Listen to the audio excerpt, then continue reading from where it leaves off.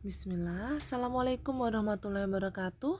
Alhamdulillah kita masih dipertemukan dengan perkuliahan kita untuk AKM 1. Kali ini kita akan membahas tentang instrumen keuangan, kas, dan piutang.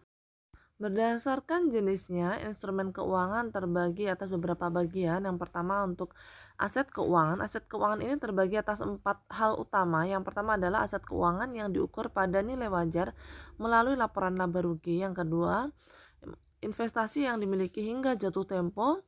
Kemudian pinjaman yang diberikan dan piutang. Yang keempat adalah aset keuangan yang tersedia untuk dijual. Yang kedua untuk liabilitas keuangan adalah liabilitas terbagi atas dua hal. Yang pertama adalah liabilitas keuangan yang diukur pada nilai wajar melalui laporan laba rugi, dan kedua untuk kewajiban lainnya. Sedangkan untuk instrumen ekuitas terbagi atas tiga bagian. Yang pertama adalah instrumen ekuitas biasa, instrumen ekuitas majemuk, dan instrumen ekuitas sintesis. Sedangkan untuk instrumen derivatif terbagi atas dua bagian. Yang pertama adalah untuk derivatif biasa dan derivatif yang melekat.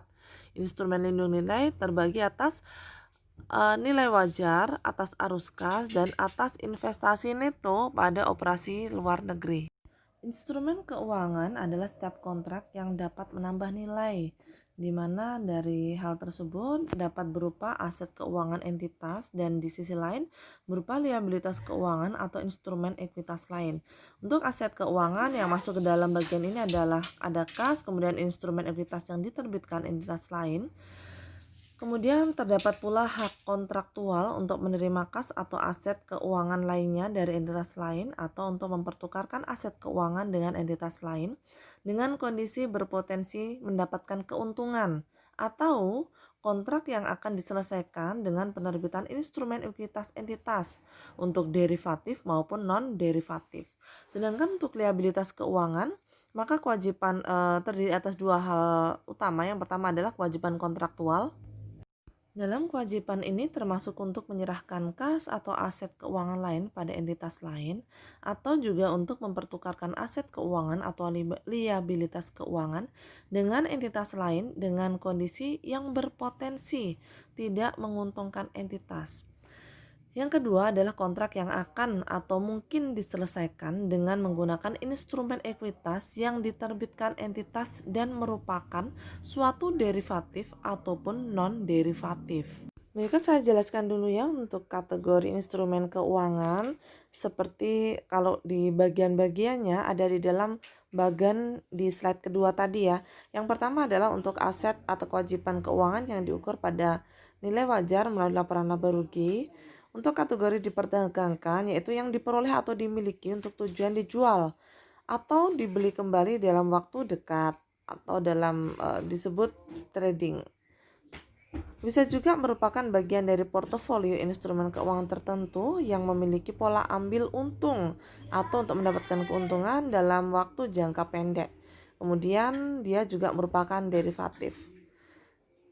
Hal ini ditetapkan untuk dinilai pada nilai wajar melalui laporan keuangan. Jadi kondisi-kondisi seperti yang disebutkan di atas ditetapkan untuk dinilai pada nilai wajar melalui laporan laba rugi.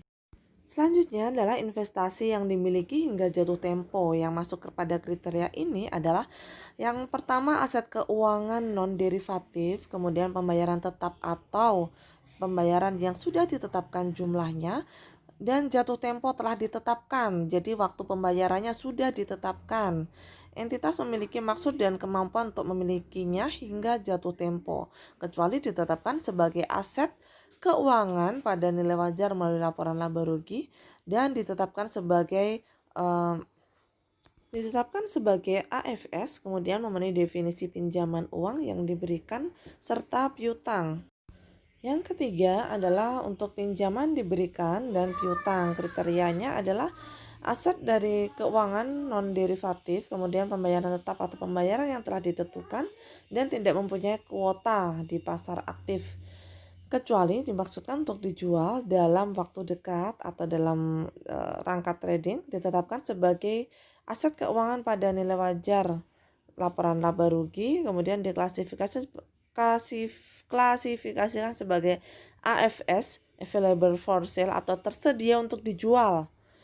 Yang ketiga, pinjaman yang diberikan atau piutang di mana investasi awalnya tidak akan diperoleh kembali secara substansial kecuali karena penurunan kualitas sehingga harus diklasifikasikan sebagai AFS atau barang yang tersedia untuk dijual. Kemudian untuk yang masuk pada bagian yang keempat adalah aset keuangan yang tersedia untuk dijual, di mana kriteria pada bagian ini yang pertama adalah aset keuangan non-derivatif ditetapkan sebagai AFS, tidak diklasifikasikan sebagai pinjaman yang diberikan atau bentuk piutang, dimiliki hingga jatuh tempo atau dinilai pada nilai wajar melalui laporan laba rugi. Baik, kita masuk pada kas, di mana kas ini didefinisikan sebagai aset keuangan yang digunakan untuk kegiatan operasional perusahaan, dan kas ini merupakan aset atau harta yang posisinya paling likuid. Dianggap paling likuid atau dikatakan paling likuid karena paling mudah dicairkan, paling mudah diubah ke dalam bentuk aktiva ataupun aset yang lain, dan paling mudah digunakan untuk melakukan transaksi. Karena uang yang berbentuk kas itu sangat rawan, karena yang memegang juga manusia, maka dilakukan beberapa tahap pengendalian. Intinya adalah untuk memisahkan antara pihak-pihak yang memegang uangnya, memegang catatan, serta melakukan transaksi. Sehingga di sini dengan adanya pengendalian diharapkan semuanya bisa berjalan dengan aman, tidak ada untuk mengurangi risiko penggelapan atau hilangnya uang kas. Selain perlu dilakukan pengendalian yang cukup ketat untuk kas ini, juga perlu dibentuk suatu kas kecil ya. Kas kecil itu sesuai dengan namanya, uang kas yang jumlahnya kecil. Artinya di dalam entitas usaha atau entitas bisnis itu perlu menyediakan uang kas dalam jumlah yang tidak terlalu banyak.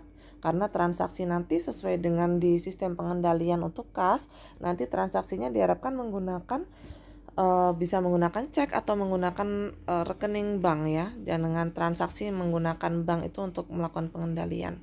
Karena akan ada dua pencatatan ya, pencatatan oleh perusahaan dan juga oleh bank. Untuk kas kecil ini di perusahaan atau di entitas usaha ada dua sistem dalam pencatatannya. Yang pertama adalah impres, di mana dana dipertahankan tetap jumlahnya. Jadi awal saldo 10 juta, nanti di akhir juga tetap 10 juta. Sehingga sangat mudah untuk diketahui berapa pengeluaran pada periode tersebut atau pada masa tersebut. Kemudian diisi lagi, nanti jumlahnya juga tetap 10 juta lagi. Kalau fluctuating, jumlahnya tidak ditetapkan sehingga saldonya nanti juga akan bervariasi. Kalau untuk impres, saldonya nanti akan tetap. Katakanlah 10 juta, bisa 10 juta terus. Nanti berkurang 2 juta akan diisi lagi 2 juta sehingga saldonya tetap 10 juta. Kalau fluctuating sebaliknya. Sehingga saldonya akan bervariasi. Kadang 10 juta bisa jadi lebih, bisa jadi kurang dan lain sebagainya. Untuk contoh ini untuk impres sistem ya, yang sistemnya tetap, bisa kita lihat di buku ya, silakan Anda buka dan pembahasannya juga ada di situ. Nanti kalau ada yang kurang jelas bisa ditanyakan. Terhadap uang kas ini, selain tadi dilakukan pengendalian, dibentuk dana kas kecil, kemudian bisa juga dilakukan yang namanya rekonsiliasi bank ya. Tujuan dari rekonsiliasi ini adalah untuk mencocokkan antara catatan di perusahaan dan pencatatan yang dilakukan oleh bank. Fungsinya adalah untuk mengurangi potensi kesalahan pencatatan dan hilangnya uang perusahaan, karena uang kas yang memegang adalah manusia, dan manusia seringkali dan tidak luput dari kesalahan, entah itu pencatatan maupun kesalahan-kesalahan yang lain. Perlu dilakukannya double pencatatan oleh perusahaan maupun oleh bank ini karena terkadang terdapat pencatatan yang berbeda ya. Penyebab perbedaan ini adalah yang antara lain transaksi yang sudah dicatat dalam laporan keuangan perusahaan sebagai penerimaan tetapi oleh bank belum dicatat. Nah, ini ada rinciannya ya. Selain itu, dapat juga disebabkan karena transaksi-transaksi yang sudah dicatat sebagai penerimaan oleh perusahaan oleh bank, tapi belum dicatat oleh perusahaan. Jadi ada yang sebaliknya, sehingga kalau dilakukan pencatatan dari dua arah oleh bank dan oleh perusahaan, maka akan bisa dilakukan pencocokan ya, mana yang sesuai, dan mana yang belum tercatat, mana yang belum tercatat. Yang ketiga dapat disebabkan karena transaksi-transaksi yang telah dicatat dalam laporan keuangan perusahaan sebagai pengeluaran, tapi bank belum mencatatnya sebagai pengeluaran. Contohnya ada pada rincian berikut. Yang keempat adalah karena adanya transaksi yang sudah dicatat oleh bank sebagai pengeluaran, tapi belum dicatat dalam laporan keuangan perusahaan. Dalam laporan keuangan, kas disajikan sebagai aset lancar yang posisinya paling liquid. Dan untuk pengungkapan ini untuk pengungkapan kebijakan akuntansi berisi juga terkait tentang informasi rincian kas perusahaan. Alhamdulillah demikian materi yang dapat saya sampaikan. Untuk minggu depan kita akan membahas terkait dengan piutang ya. Mohon maaf banyak kekurangan dan kesalahan dari saya. Untuk full dari materi saya bisa diakses di Bebas Umpo, dan untuk latihan soal nanti kita akan bahas di buku paket kita. Sekian dulu. Assalamualaikum warahmatullahi wabarakatuh.